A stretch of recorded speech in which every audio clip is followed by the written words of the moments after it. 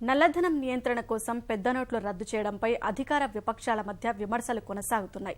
గతంలో జనతా ప్రభుత్వం ఇలాంటి విఫల ప్రయోగం చేసి మళ్లీ పెద్ద నోట్లు ప్రవేశపెట్టిందన్న కాంగ్రెస్ సీనియర్ నేత మాజీ ఆర్థిక మంత్రి చిదంబరం యూపీఏ హయాంలో ఇలాంటి ప్రతిపాదన వస్తే ఆర్థికంగా పెద్ద ప్రయోజనం ఉండదనే ఉద్దేశంతో విరమించుకున్నామని తెలిపారు.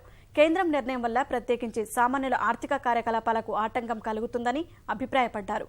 ప్రధాని నిర్ణయాన్ని దేశమంతా స్వాగతిస్తుండడాన్ని జీర్ణించుకోలేకే కాంగ్రెస్ అక్కసు వెళ్లగాకుతోందని కేంద్ర మంత్రి వెంకయ్య నాయుడు అన్నారు. The introduction of the rupees 2000 note is a puzzle. How will this move help in preventing the generation of black money?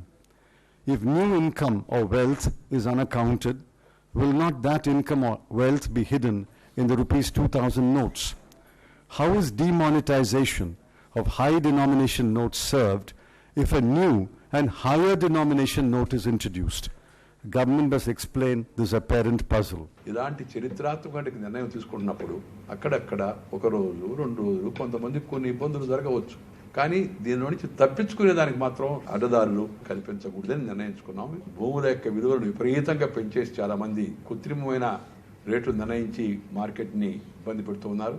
అవి ధరలు తగ్గుతాయని, ఇళ్లు కూడా తక్కువ ధరకు దొరికే అవకాశం కూడా ఉంటుందని భావిస్తున్నాను.